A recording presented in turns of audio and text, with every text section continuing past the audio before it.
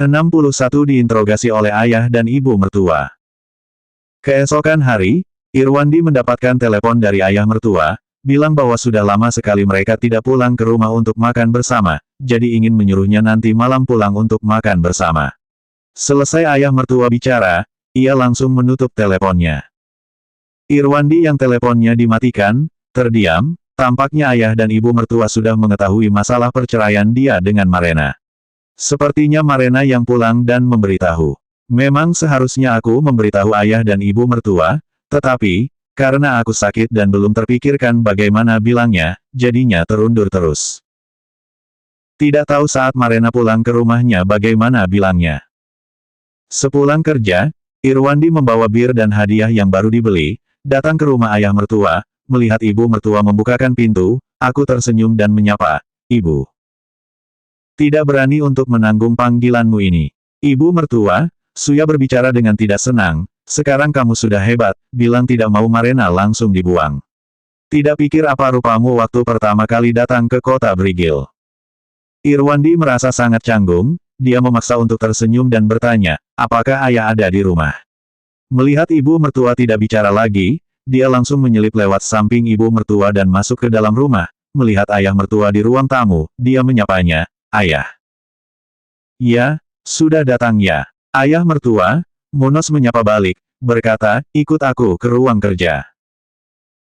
Irwandi meletakkan barang di tangannya, matanya menatap sekeliling namun tidak melihat Marena, lalu dia langsung menenteng tasnya dan mengikuti ayah mertua dari belakang, masuk ke ruang kerja.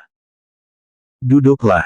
Sambil melihat Irwandi yang masuk, Munos menunjuk ke arah bangku, lalu duduk di bangku yang satunya lagi, melihat Irwandi dan bertanya, "Kamu dan Marena sebenarnya ada apa?" Irwandi duduk di bangku, dia ragu dan bertanya, "Ayah, Marena tidak bilang pada kalian ya?" Munos berkata dengan sedikit tidak senang, "Sekarang aku ingin dengar, bagaimana kamu akan menjelaskannya pada kami." Melihat Irwandi menundukkan kepala dan tidak bicara, Munos menghela napas, bicara dengan kata-kata yang tulus, "Aku tahu Marena, anak ini sangat emosian, keras kepala dan sifatnya keras. Aku juga sering memberitahunya, tetapi dia tetap tidak berubah, ini juga membuatku tidak senang, juga pasrah, karena dia sudah menikah denganmu, tentu tidak boleh memarahi dan memukul seperti memperlakukan anak-anak. Tapi, kalau mau dibilang, ketika kalian masih pacaran, kamu juga tahu hal-hal ini. Masa, waktu pacaran bisa menahannya, sudah menikah malah tidak bisa. Bagaimanapun, kamu juga tahu, Marena sayang padamu, kalau tidak, kalian tidak mungkin menikah. Poin ini pasti kamu sangat jelas. Sekarang, coba kamu katakan kenapa cerai dengan Marena."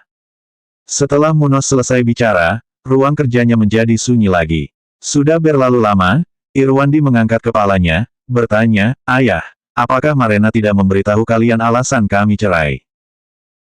"Kamu masih bisa memanggilku ayah, berarti di lubuk hatimu masih ada aku dan ibu mertuamu." Munos menghela napas lagi dan berkata, "Kalian beberapa hari tidak pulang ke rumah untuk makan, ibu mertuamu menelepon Marena. Saat pulang Marena hanya menangis, setelah ditanya-tanya terus, langsung bilang kalau kalian sudah bercerai, begitu ditanya lagi, dia tidak mau jawab." Berhenti sejenak, Munos bertanya dengan ragu-ragu, "Apakah, karena Marena tidak mau melahirkan anak, kamu punya simpanan di luar sana?" "Ayah." Irwandi memanggil dengan wajah yang masam, tidak menyangka ayah mertuanya mencurigainya seperti itu. "Kalau begitu beritahu alasannya." Munos bertanya sambil menatap Irwandi, "Padahal baik-baik saja, kenapa malah cerai?" "Beberapa hari lalu aku sakit, kalau tidak pasti aku akan beritahu ayah dan ibu mertua lebih awal." Irwandi yang tampak masam, bicara dengan pelan, "Sebenarnya, di dalam hati, aku ingin Marena sendiri yang memberitahu kalian. Tapi karena Anda sudah bertanya kepadaku, kalau begitu aku saja yang bilang." Bicara sampai sini, Irwandi berhenti sejenak, memejamkan mata dengan sedih, lalu lanjut bicara, "Marena selingkuh."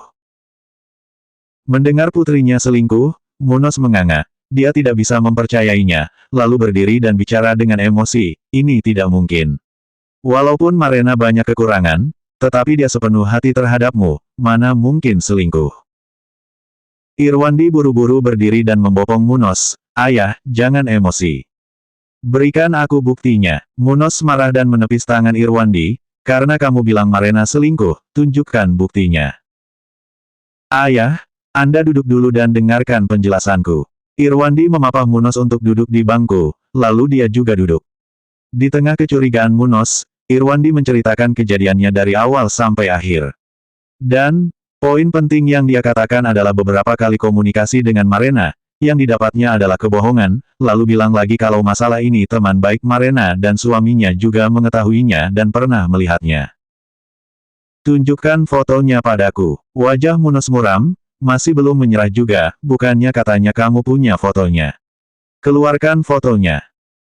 Untungnya, sejak setelah cerai, foto-foto ini terus disimpan di dalam tas. Irwandi mengeluarkannya, dan memberikan foto dan surat cerainya kepada Munos tanpa bilang apa-apa.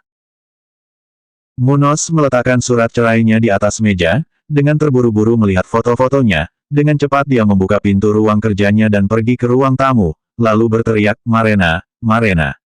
Keluar kamu. Kamu kenapa teriak-teriak apa sih? Suya bicara dengan tidak senang, ada masalah apa? Kamu sampai harus langsung memanggil putri kita.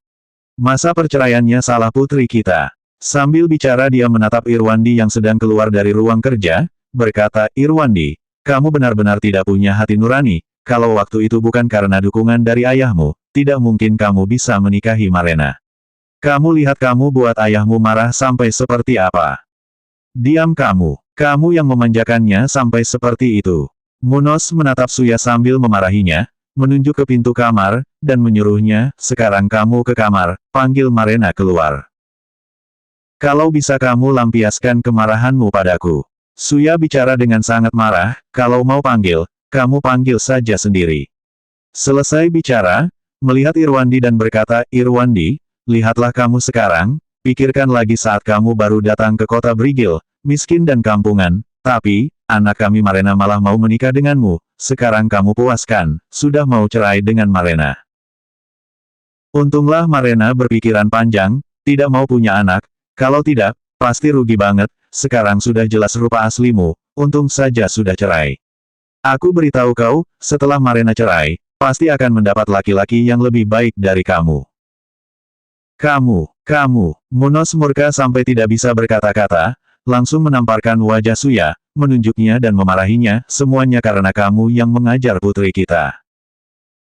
Suya yang ditampar, terkejut sambil memegangi wajahnya. Dia terdiam karena selama ini belum pernah melihat Munos yang marah sampai seperti itu. Irwandi juga terkejut, buru-buru membopong Munos, berkata, Ayah, jangan emosi, ada masalah apa bicarakan baik-baik. Di saat yang sama saat bicara, Irwandi sambil membopong Munos masuk ke ruang kerja lagi. Suya yang tersadar, langsung berteriak dan menunjuk ke arah pintu utama, berkata, Irwandi, pergi kamu sudah membuang putriku. Masih ada muka untuk sok baik di sini. Irwandi membopong Munos untuk duduk di bangku ruang kerjanya. Munos memegang tangan Irwandi dengan erat dan berkata, berikan Marena satu kesempatan lagi, dia hanya gegabah, lain kali aku pasti akan mengajarnya dengan baik.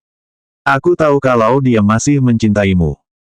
Ayah, bagaimana aku memberinya kesempatan lagi? Irwandi berkata dengan tersiksa, aku sudah memberinya beberapa kali kesempatan.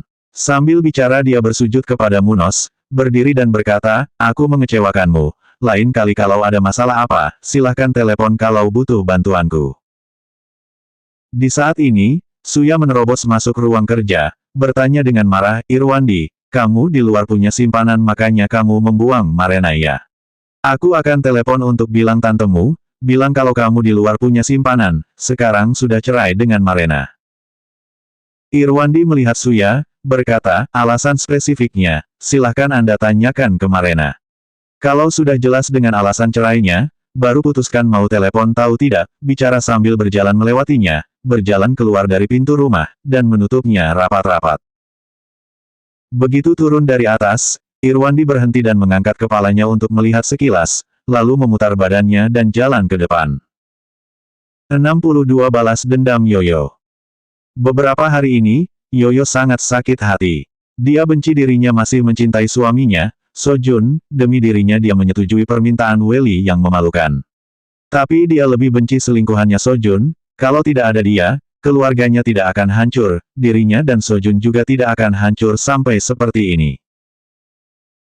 Beberapa hari ini, Yoyo spesial menemani Welly di kasur, dia mendapat kabar mengenai Marena dari mulutnya, dan mengetahui bahwa Marena sampai sekarang masih sangat bebas, dia tambah benci dan ingin balas dendam. Tetapi, ingin dia untuk menerobos dan memaki umpatan sebagai seorang istri, Yoyo juga tidak punya hak untuk itu, intinya, karena wajahnya kurang tebal, walaupun sudah memikirkan banyak cara, tetap saja tidak bisa dilakukan, namun kebencian di hatinya malah semakin lama semakin besar. Hari ini, pengacara pembela yang Yoyo sewa demi Sojun mencarinya. Dari tasnya mengeluarkan sebuah kantong, mengoper ke Yoyo dan berkata, di dalam sini ada handphone, jam tangan dan dompet milik Sojun, ini diambil dari agen keamanan publik. Terima kasih. Yoyo menerima kantongnya dan bertanya, apakah dia menandatangani surat cerainya. Tidak, dia tidak bersedia. Pengacara berkata, tapi, aku juga sudah membujuk Sojun, dia bilang sedang mempertimbangkannya. Oh, Yoyo ragu dan bertanya, sekarang keluarga kami seperti sudah hancur, dan selingkuhannya Sojun, malah tidak mendapat hukuman apa-apa. Bukannya ini tidak adil. Dari segi hukum, dia tidak bertanggung jawab. Tapi, kalau dari segi moral, memang seharusnya dia mendapat hukuman. Pengacara bicara dengan pasrah. Kalau begitu apakah ada cara? Yoyo bertanya dengan semangat kepada pengacara. Aku juga tidak ada ide apapun. Pengacara agak pasrah, dia berpikir sejenak lalu bicara dengan sedikit ragu, kecuali, hubungi suaminya.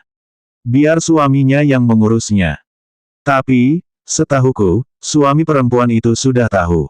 Yoyo bicara dengan kesal, malah tidak melakukan apa-apa. Sampai sekarang, Yoyo masih belum tahu kalau Marena sudah cerai. Mengenai masalah Sojun dan perempuan itu, aku tahu beberapa hal dari Sojun. Pengacara bicara dengan ragu, perempuan itu bernama Marena, dulunya teman Sojun saat SMA, mereka pernah pacaran, tapi akhirnya berpisah. Sekitar setahun lebih lalu, mereka bertemu lagi di acara reuni SMA, lalu mulai berhubungan lagi. Sambil bicara, pengacara menunjuk kantong yang dipegang Yoyo, berkata, jam tangan emas itu, juga diberikan oleh Marena kepada Sojun, harganya hampir 20 juta rupiah. Perempuan ini benar-benar banyak uang ya. Yoyo bicara dengan kesal, demi selingkuhan rela menghabiskan uang, tidak tahu apakah kalau demi suaminya sendiri dia juga rela menghabiskan uang juga. Kalau ini aku tidak tahu. Pengacara bicara dengan senyum pasrah, berhenti sejenak lalu bilang lagi, kalau begitu aku pergi dulu, surat cerai aku akan secepatnya meminta Sojun untuk tanda tangan, kalau ada apa-apa aku akan menghubungimu secepatnya. Setelah pengacara pamit mengundurkan diri, Yoyo terpikir sebuah cara, dia bisa memberikan jam tangan ini ke suaminya Marena kan, mempermalukan suaminya Marena dengan sejadi-jadinya, supaya dia tidak bisa tenang di rumah. Lalu, dia memasukkan jamnya ke dalam kantong, langsung menelepon Irwandi. Jarak saat ini dengan masalah lalu yang menjelaskan masalah cerai kepada ayah mertua, sudah berlalu beberapa hari. Irwandi yang sedang sibuk kerja di kantor, melihat handphonenya berbunyi dan terpampang nomor asing, langsung mengangkat teleponnya, halo, apa kabar, dengan siapa ini? Aku istrinya Sojun, seharusnya kamu tahu kan. Yoyo bicara langsung ke intinya, aku ada masalah ingin mencari kamu, apakah kamu bisa keluar sebentar? Oh, bicaranya datar, tapi Irwandi yang hatinya dipenuhi api membara, berkata, ada masalah apa kamu mencariku? Aku sekarang ada di depan perusahaanmu. Yoyo berkata, sebaiknya kamu keluar, ada barang yang ingin kuberikan padamu. Kalau tidak aku akan masuk ke perusahaanmu, memberikannya padamu. Begitu keluar dari pintu utama perusahaan, Irwandi melihat tidak jauh, ada seorang wanita yang gemulai dan sempurna, sedang melihat ke dalam perusahaan, lalu menghampirinya dan bertanya, halo, aku Irwandi, maaf, apakah kamu orang yang menelepon tadi? Yoyo melihat Irwandi dari atas ke bawah, berkata, iya, aku adalah istrinya Sojun. Di waktu yang bersamaan di dalam hatinya berkata, laki-laki ini tidak buruk juga, kenapa Marena malah selingkuh? Maaf, kamu mencariku ada masalah apa ya? Irwandi bertanya dengan penasaran. Yoyo mengeluarkan jam tangan dan mengopernya ke Irwandi, berkata, ini istrimu yang membelikannya untuk Sojun, harganya lumayan mahal, hampir 20 juta rupiah. Sekarang aku kembalikan padamu. Irwandi yang menerima jam tangannya sangat terkejut, Marena ternyata bisa demi Sojun membeli jam tangan yang begitu mahal, padahal jam di tangannya sendiri, hanya 2 jutaan rupiah saja. Melihat Irwandi marah karena terkejut, Yoyo merasa puas, lalu ia lanjut bicara, ku beritahu kamu satu hal, Marena dan Sojun, saat mereka SMA, juga pernah pacaran, katanya saat SMA, mereka menyewa rumah diam-diam di belakang orang tua mereka. Selesai bicara ia langsung memutar badannya dan pergi. Hei, berhenti. Irwandi mengejarnya hanya dengan beberapa langkah saja, mengoper jam tangannya dan berkata, lebih baik kamu kembalikan jamnya ke Marena saja. Kamu benar-benar laki-laki yang pengecut. Yoyo tidak mengambil jam tangannya, memandang rendah Irwandi dan berkata, istrimu selingkuh, kamu malah tidak berani menghadapinya, kamu itu laki-laki atau bukan sih? Seketika wajah Irwandi menjadi merah, uratnya terstimulasi, dia menarik napas, dan menatap Yoyo yang di depannya, berkata, tidak peduli aku laki-laki yang seperti apa, kamu tidak berhak untuk mengkritikku. Hihi, Yoyo melihat kemarahan Irwandi, hatinya menjadi sangat senang, berkata, kenapa aku tidak berhak? Kalau kamu bukan pengecut, apakah istrimu berani selingkuh? Kalau dia tidak selingkuh, apakah akan berdampak pada keluargaku? Melihat wajah Irwandi yang terlihat uratnya, mengepalkan tangannya, menatapnya dengan mata yang dingin, Yoyo ketakutan dan mundur selangkah, lalu dia maju dan membusungkan dadanya, berkata, tapi, kalau dibilang kamu juga lumayan kasihan. Menikahi sampah, juga selingkuh di belakangmu, juga tidak tahu bagaimana kamu bisa menahannya. Selesai bicara, Yoyo dengan cepat memutar badan dan pergi, berjalan beberapa langkah, hampir seperti jogging. Melihat mobil yang lewat di jalan, buru-buru melambaikan tangannya, ketika menaiki mobil, dia memutar kepalanya lagi melihat Irwandi masih berdiri di tempat, lalu cepat-cepat menutup pintu mobil. Irwandi yang murka, raut wajahnya sangat marah, napasnya terengah-engah, denyut urat di lehernya pun sampai terlihat. Menatap Yoyo yang masuk dan duduk di dalam mobil, kalau Yoyo bukan perempuan, tadi Irwandi pasti sudah melayangkan tinjunya, dan menghajarnya dengan sadis. Irwandi kembali ke kantor dengan marah. Dia menyadari masih menggenggam jam tangan itu, saking kesalnya dia asal lempar jam itu ke mejanya, dan memantik rokok. Ternyata Marena dan Sojun saat SMA pernah jadian, dan demi dia membeli jam tangan yang begitu mahal, kalau begitu hilangnya uang 100 juta rupiah di buku tabungan yang di rumah, Marena yang menggunakannya demi Sojun. 5 tahun menikah, semua barang dan pakaian yang dibeli Marena untuk dirinya sendiri tidak mahal, hanya kisaran 4 jutaan rupiah. Walaupun ini juga permintaannya sendiri, tapi Marena sepertinya juga tidak rela membeli baju yang mahal untuk dirinya sendiri, sekarang, malah rela beli jam tangan yang mahal untuk selingkuhannya. Hehe, Irwandi tertawa dengan pilu. Selanjutnya 63 Irwandi naik jabatan.